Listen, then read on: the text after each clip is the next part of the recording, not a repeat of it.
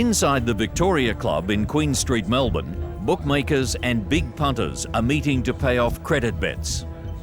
It's the week after the Easter Racing Carnival in 1976, and security guards are delivering millions of dollars in cash. A tempting pot of gold for thieves. Gentlemen, it's not being robbed. This is not a hoax. We'll pull you out. Do as you're told and no one will get hurt. Now stand up and move back now. No one knows exactly how much is taken in the legendary Great Bookie robbery. Some say it's the equivalent of 40 million in today's dollars. But the gang gets little chance to enjoy its loot because of two cruel and very ruthless brothers, Brian and Les Kane.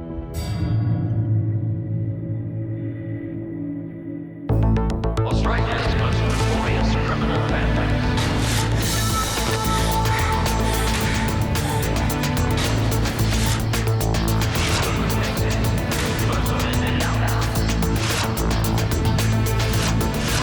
Generation after generation, on the wrong side of the wall.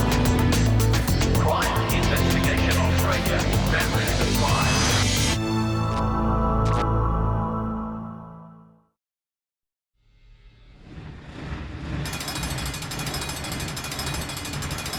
The Great Bookie robbery is Australia's largest single hold-up, and its millions in loot attract the city's crime bosses who are looking for their share.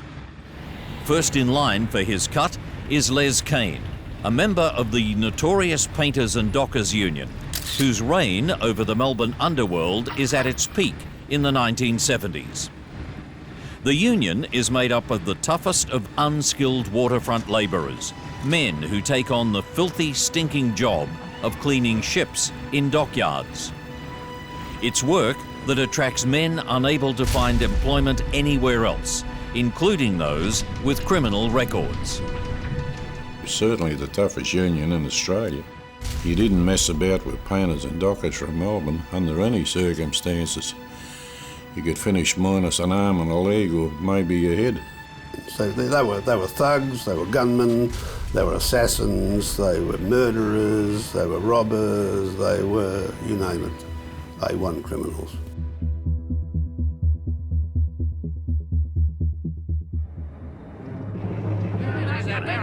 After World War II, these tough men and their trade union become the main criminal force in the city. Rivers of cash flow in from armed robberies, safe breaking, money laundering, and massive tax evasion schemes. The most lucrative of all its rackets is the scam called ghost payrolling. Ghosting, in waterfront language, means collecting pay packets for men who haven't worked. Hidden cameras film payday at the Australian National Line's web dock. And they were all registered painters and dockers, but most of them never turned up at the docks, but they were paid. Union delegates are on hand each payday to collect the extra wages. 4 men working, 12 pay packets, whatever. The pilfering of the cargo and other stuff that went on. So whoever controlled that, it was money for old rope. So it was worth fighting over, and they did fight over it. Whoever controlled the union controlled the rorts on the docks. Painters and dockers are frequently being murdered, some publicly. Others are kidnapped and killed in secret, their bodies dumped where they'll never be found. It was well held that some of them were buried beneath the freeway and beneath some building, or out in the bay, or out through the heads in deep water, or through the dim sim machine.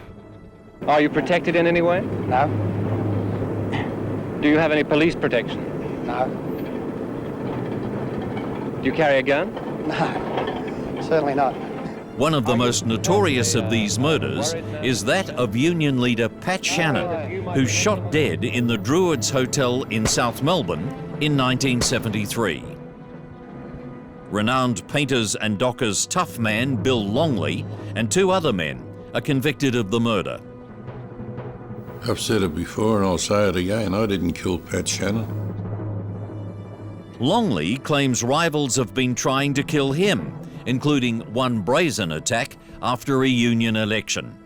I was outside the union rooms. I got out of the car there once, and there was a car parked in front of mine, then there was a car behind that one. Well, a bloke got out of the third car and he started firing shots at me. Yeah, he let go with about 6 shots, I reckon. I just kept jumping and hoping and jumping back and forwards and hoping for the best. He must have been a bad shot. Billy Longley was called the Texan because of his bad habit carrying a 6-gun, and a huge one, about that big. I don't know what they call them, but it was a huge one. Over the years, Longley survives more than 20 attempts to kill him by rival union members. Well, my house was bombed once and shards of steel were found as far down as the kitchen, which was, 3 or 4 rooms down the passageway.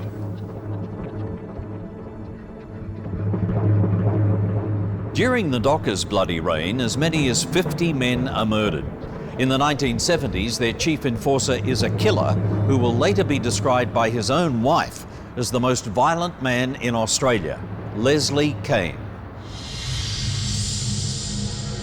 Les and his brothers Brian and Ray have a violent childhood. There were 3 boys and at least 1 girl. Their father was Reg Kane, who was an old Collingwood scrap metal dealer, very tough, hard-drinking old bloke. I think he brought the boys up to fight a lot, and I think they might have learned to fight early and fight hard.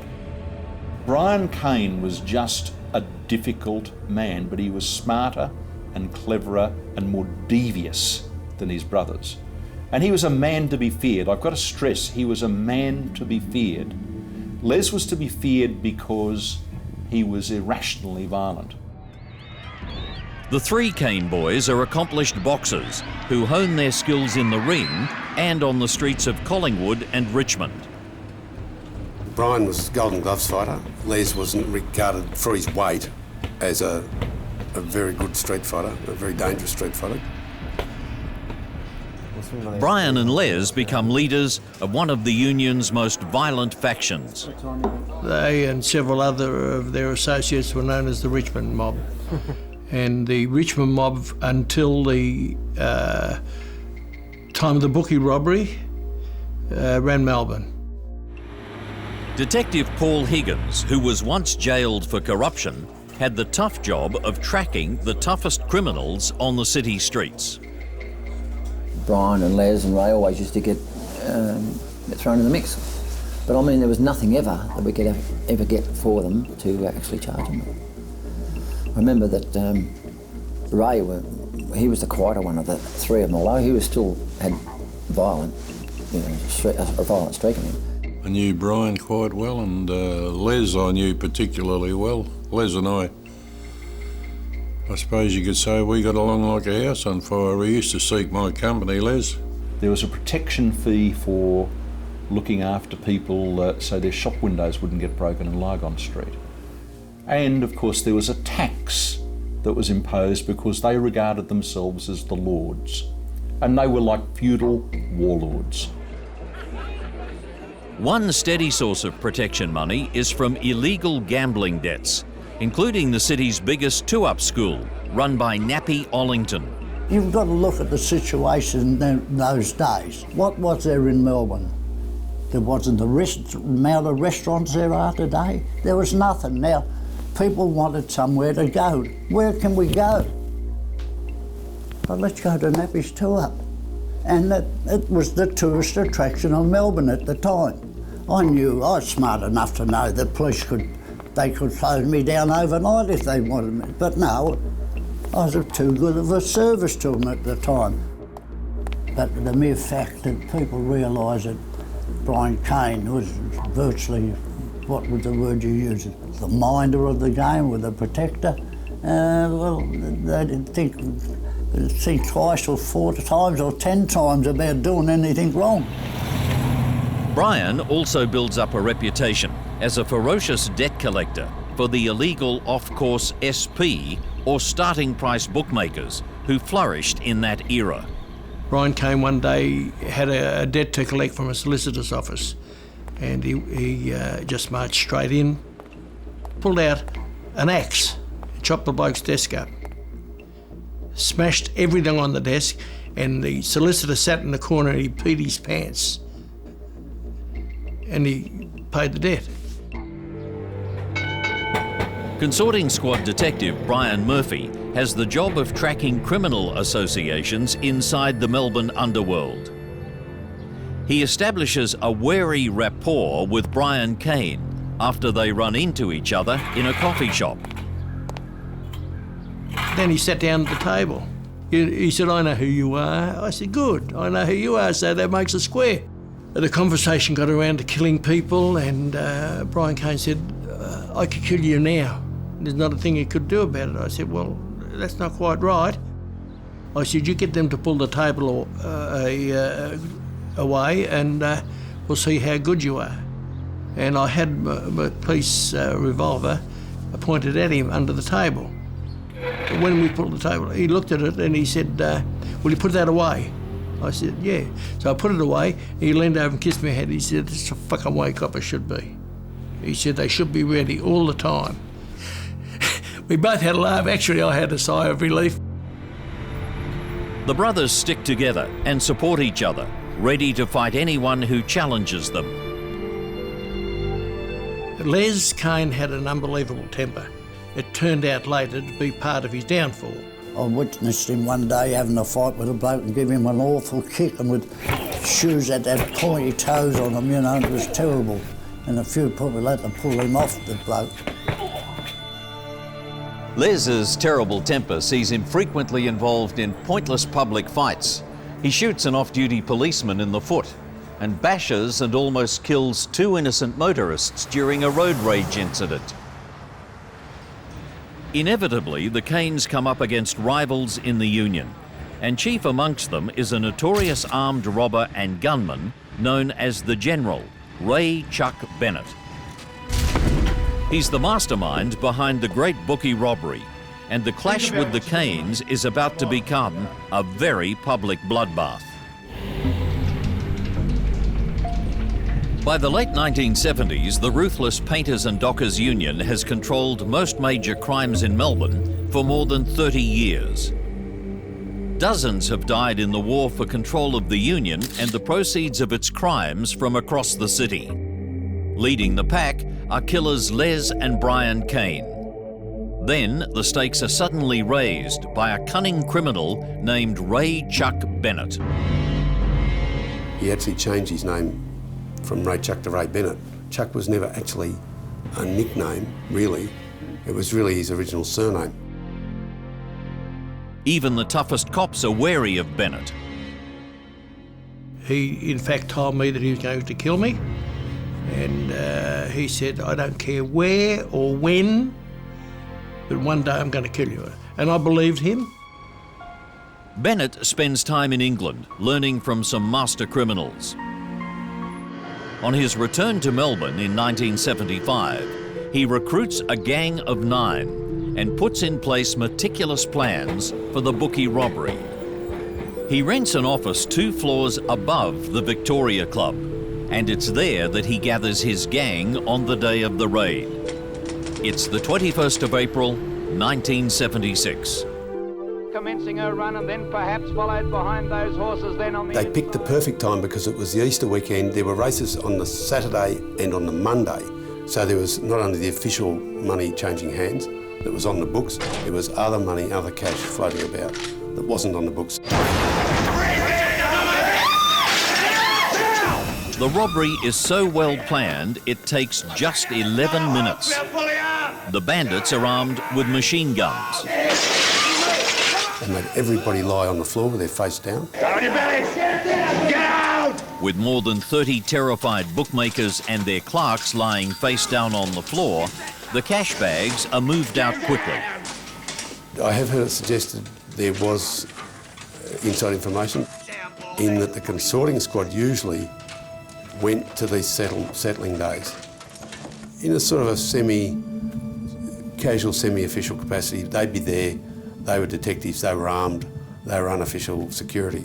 On this particular day, the funny thing was the consorters were called out on a job just before the robbery happened. Everyone thinks the bandits packed the money in the white getaway van. But more than 30 years later, a lawyer for one of the robbers suggests that's not what happened. Instead of taking the loot down to the getaway van, the gang hastily transfers the bags of cash up the stairs to their secret office. The gang members then gradually retrieved their loot over the following weeks. Not one solitary witness saw them leave the place, get into a vehicle, carry money out. Not one. We couldn't find one solitary person. Bennett orders his gang members to hold on to their share of the loot and not attract attention with any spending sprees. Shortly after the robbery, Ray Chuck Bennett's mother collapses in a lawyer's office and she suffers a fatal heart attack. Ambulance officers trying to revive her find her underwear stuffed with $90,000 in cash. The gang's identity soon spreads throughout the underworld because one of the victims, the noted boxing trainer Ambrose Palmer, recognises one of the robbers. The bloke we'll call the boxer, this robber, said, "You too, Ambrose, put your head down too." And he knew who Ambrose was, and Ambrose knew who he was. Word filtered out about who was in the gang. One of the robbers, Norman Lee, is said to have invested his share in his Chinese food business. A lot of the cash did float around. They say that Normie bought a lot of new machinery for his dim sim factory, which was a very notorious factory because it is alleged that the odd crook went through the dim sim to the meat mincer.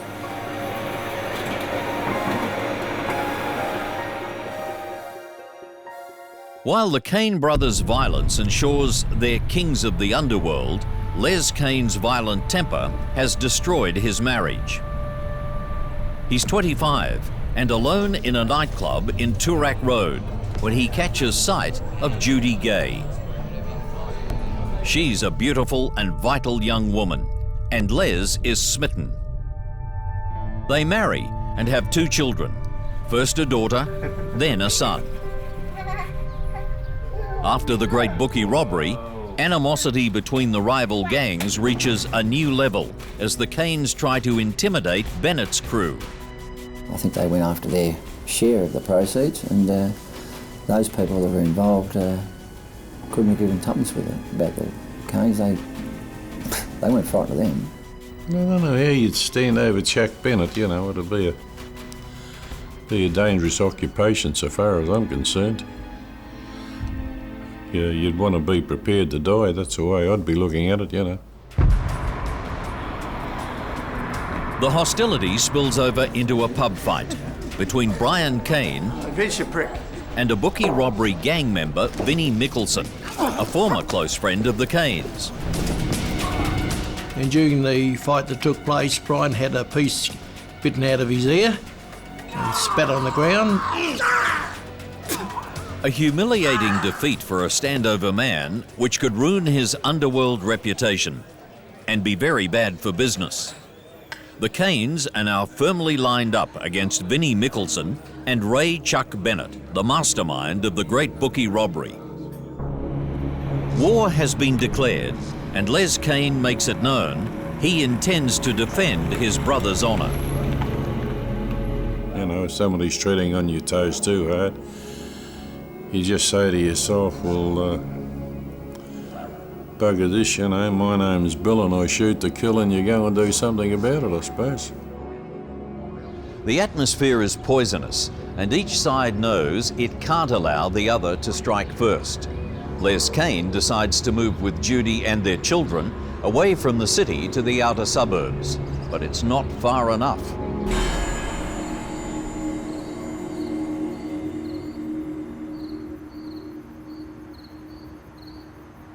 It's October 1978. Come on, get into bed and I'll tuck you in. 2.5 years since the Bookie robbery. Les and Judy have been out to dinner with their small son Justin and 6-year-old daughter Martine. Tuck him in, love. Yeah, sure. Ready for bed? Here we go. Good night. The children are put to bed in separate bedrooms.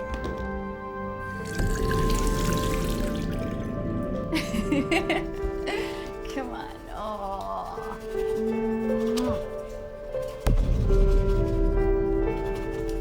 Sleep well. Les is in the bathroom when Judy turns on the light in the master bedroom. Standing there are 3 heavily armed men, Ray Chuck Bennett, Vinnie Mickelson, and a man named Laurie Prendergast. Judy recognises them instantly. She's grabbed and pushed into the bedroom, where she throws herself over the little girl. It's all right, baby. Oi! Shit! It's okay, Mummy's here. My son! I want my son! Mate. My son! Come on, mate. Vinny, mate. Bring me my son! I want my son! Don't you dare hurt my son! You don't have to do this, mate. You don't have to do this. Ray Bennett appears and shoves the boy into Judy's arms. Judy is left alone with the children. It's okay. It's okay. Think about it. Think about what you're doing, mate. Come on, think about it. Just...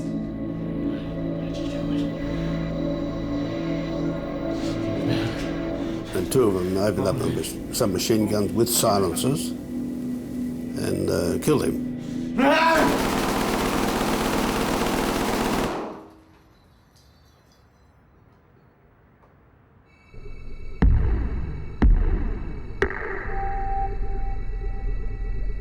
They then dragged his body to the front door, where he bled profusely on the carpet, left a massive blood stain.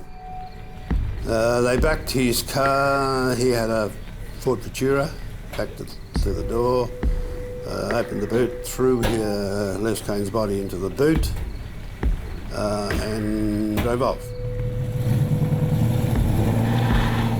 Her husband's body is gone, along with his car. Neither will ever be found. There was talk that he was taken to a meat crusher up at Mernda, and that he was put through the mincer up there. There's an old saying, catch and kill your own. Well, perhaps we could add a bit more onto that and keep and bury your own. Judy Kane has been well schooled in the criminal code of silence and sets about removing all traces of her husband's execution. But the underworld knows this murder will be avenged. Unwritten laws protecting women and children have been broken. Both the murder and the brutal retribution, when it comes, change the nature of crime in Melbourne forever.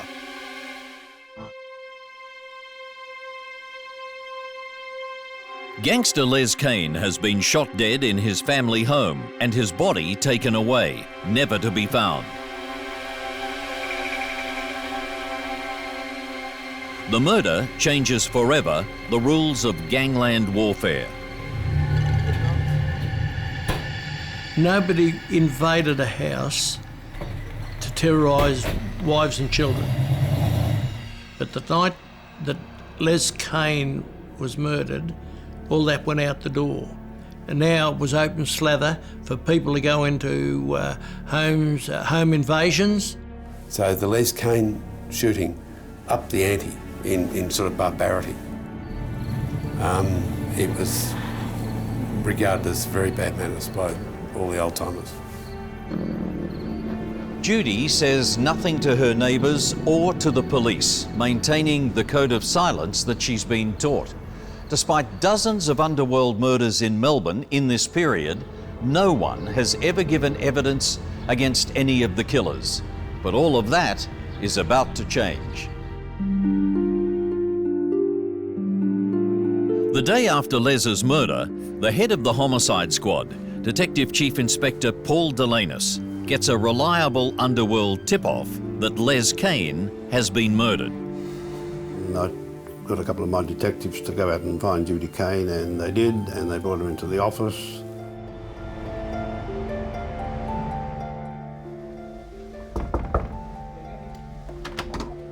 So Judy Kane here to see you. Bring her in. Hi, Judy. Hi. Pull up a seat. How you feeling? I'm okay.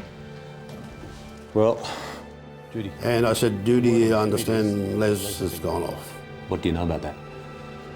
I don't know what you're talking about. And I said, expanded and told her that the information I had was absolutely reliable and that indeed he had been murdered, and she looked me straight in the face again and said... Look, I don't know what you're talking about. Les is okay. There's nothing wrong. Thank you for coming in. I believe that Brian hinted to her that maybe it wouldn't be so silly to have a word with the law. Yeah. Brian reasons that he's probably the next target, but if Les's killers are arrested, they won't be able to strike at him. And if Ray Bennett is thrown into jail, Brian might even be able to strike at him there. And I received a phone call from one of the boys at the office to say Judy wants to see you. So I went into the office and saw Judy, and she told me this true story. My husband that has Les Kane had been murdered. Did you see who did it? Yes. It was 3 gunmen, and they weren't wearing any masks. She told us who the offenders were. It was Ray Chuck, Vincent Mickelson and Laurie Prendergast. She was absolutely sure of that. There was no doubt. She knew them. We had just gotten home from a friend's place. I tucked in Martine and Jason, and Les went to the bathroom. Sleep well. Then I went into our bedroom, and there were 3 gunmen. They threw me into Martine's room and brought Jason in there as well. Come here, come here, come here, come here, come here, come here. Oh! I heard gunshots and something being dragged along the corridor and a bit of a car being closed. Then I came outside and went to look into the bathroom. And there was blood everywhere. And there was blood all along the carpet. And then I went outside and the car was missing. She went around to see her father-in-law, Mr. Kane, Reg Kane Sr., and he said, "Are you being tailed, are you being followed?" And she said, "I don't think so, I don't think so." And what she did, she went back to the unit with her brother-in-law, and she cleaned up the entire area, the bathroom, the doorway, the whole thing. She cleaned it up, scrubbed it. From there on in, she was one brave woman.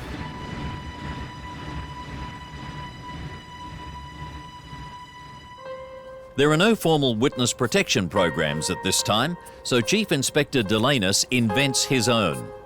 Judy is taken to a secret location and guarded by a senior policewoman. Les Kane's assassins know they're now the most wanted men in the underworld. Ray Bennett and Vinnie remove their children from school and take their families into hiding. But police soon find them, and all 3 are arrested and charged with Les Kane's murder. The day the trial opens, they're provided with extra police protection. They were fearful they were going to be murdered in the courthouse. Murdered in the courthouse. And they weren't the only ones who thought that was going to happen. So did Victoria Police, because that courthouse was guarded night and day from the roof to the cellar by police officers. During the trial, cunning defence lawyers attacked Judy Kane's credibility. This tactic, together with the absence of a body, sees all three acquitted. The smart barristers suggested that Les Kane was here, there and everywhere. They produced witnesses to say that they had seen him here and everywhere, and that the whole thing was just a non-event, her imagination, blah, blah, blah. And the jury didn't believe her. The jury were wrong, very, very wrong. I have a lot of admiration for the woman. She was very, very brave. She had a lot of guts to come forward, make a statement, give evidence at the coroner's court. She gave evidence at the Supreme Court. She never wavered. Once she made up her mind, she was determined to give the evidence. The jury made a big mistake in not convicting these people. They released them without conviction, but indeed sentenced them to death. A barrister called Michael Kelly, who went on to become a judge, acted for Prendergast and gave the finest jury address I've ever seen in my life. I've never seen a trial like it before or since, because the three accused men all ran an alibi as their defence to the murdering of Les Kane. And the alibis were complicated and totally believable. Brian Kane is furious with the jury's decision. He vents his anger at Vinnie Mickelson's lawyer, Philip Dunn. I was having a coffee in a coffee shop in Carlton. I thought that I was just doing my job and impervious to all of this, when suddenly I had a hand go around my throat. I'm pulled off a chair and I'm told I'm going to die. And in that split second, I believed it. As soon as they're released, Mickelson and Prendergast go into hiding. Their leader, Ray Chuck Bennett, will be the first victim of the revenge attacks in one of the most brazen and shocking assassinations in Australian criminal history. Let him have it. Ray Chuck Bennett and his two henchmen, Vinnie Mickelson and Laurie Prendergast, have been tried for the murder of Les Kane. But with no trace of Les's body, and with wife Judy as the only witness, it's a difficult case to prove, and they're acquitted. Despite getting their freedom, they know that they're still hunted men. Ray Chuck Bennett, who's facing another charge of armed robbery, chooses to stay in prison instead of seeking bail. But he doesn't realise that even inside, he's in mortal danger.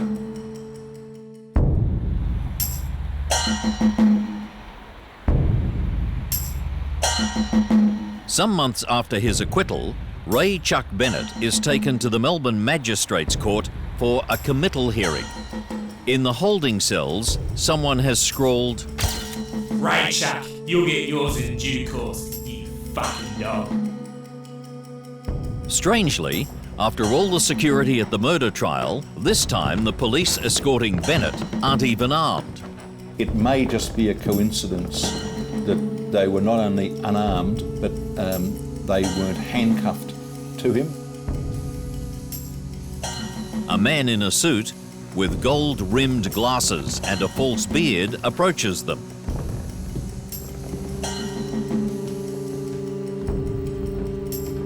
Suddenly this mild-mannered fella says, "Cop this, you bastard!" shoots him, Don't make me do it! Don't make me do it! points the gun at the cop and says, "Don't make me do it." And I think he threatened somebody else that was in the room, another fellow, a witness. Ray Chuck Bennett, shot through the heart, collapses and dies soon afterwards. Slow it down, slow your breathing down.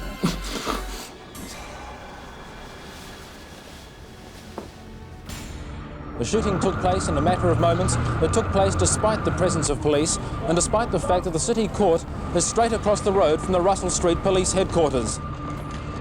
I could hear screams. There were these shots and then there were footsteps. There were footsteps running and there were yells and all the rest of it. And it was bedlam. I can remember everybody being ordered to hit the ground, and so we're all lying on the floor. Nobody knew what was going on. I mean, this is like an attack on the whole system. There's ambulances and coppers, and the SOG are sent over and they seal the whole building, and you can imagine. The gunman makes his escape through a hole recently cut in the fence at the back of the court.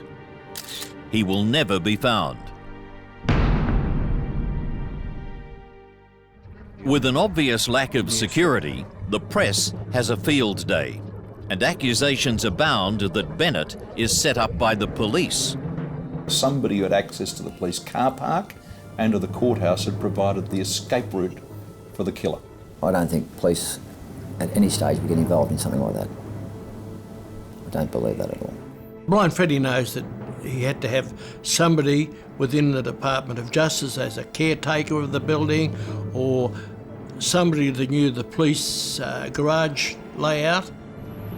Whether they were police or whether they were officials of the caretaker's position there, I wouldn't have a clue. The detectives who were escorting Bennett at the time of his murder had told the court they knew nothing about threats or a contract to kill Bennett. A coronial inquest into Bennett's assassination finds no evidence of police involvement, and it doesn't identify the killer. More than 50 people turned up for the funeral of Raymond Bennett. As usual, the underworld is not talking to authorities, but everyone agrees Brian Kane has personally avenged his brother's murder.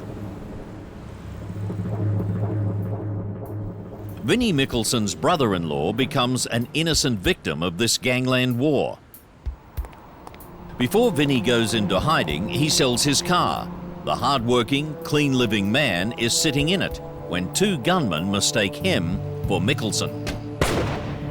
The 33-year-old was warming up his car to go to work when he was shot 4 or 5 times. So a father and husband who'd never done anything wrong in his life but have a beer with his brother-in-law who was a crook and buy a car from him, was gunned down in cold blood in his own driveway, executed in a case of mistaken identity. For Brian Kane, time is running out, and the end, when it comes, will be every bit as sudden and violent as his brother's death.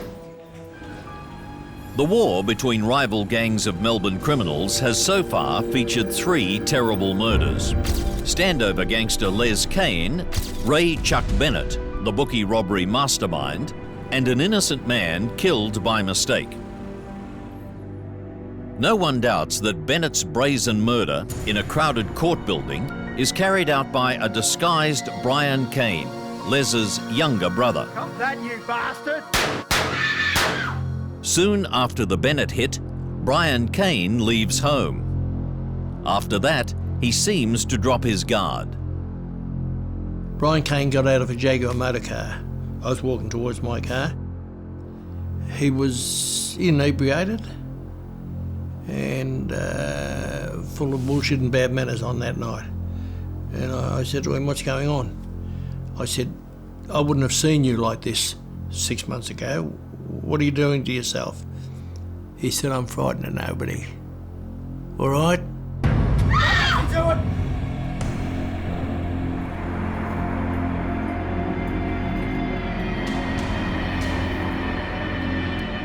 Three years after Bennett's murder, Brian Kane is sitting in one of his regular haunts, the Quarry Hotel in Lygon Street. It's great, had a great time. He's with a friend, Sandra Walsh, who's carrying his gun in her handbag. I know you say I've been telling you this. Two men wearing balaclavas burst in, firing snub-nosed pistols.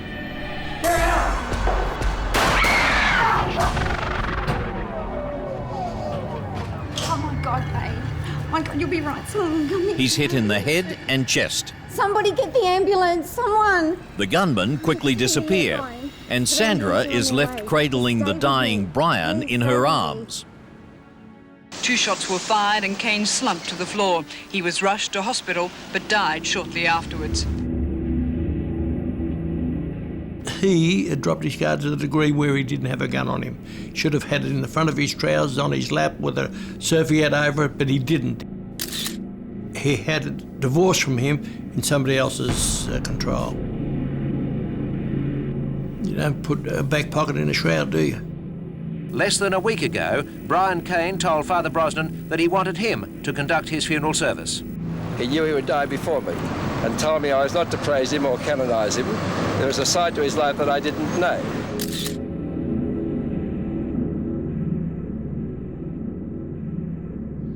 One of Melbourne's emerging crime families, the Morans, publicly expressed their sympathy, including a message from young Jason Moran.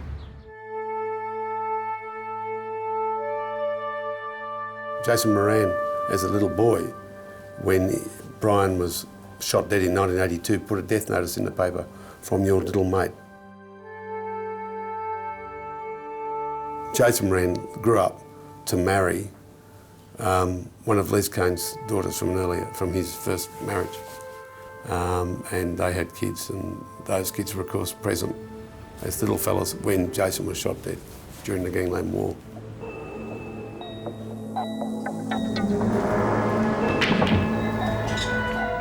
No one has ever been convicted of any of the killings, but the investigation into Brian Kane's murder continues. 3 years after Brian Kane is killed, Laurie Prendergast is living in an outer Melbourne suburb with his wife and child when he disappears. Vinnie Mickelson also vanishes. You don't see or hear of him much, but now and again you just run into somebody who knows somebody who's seen him, and he is, if that's true, he is one of the great survivors because all his contemporaries are dead.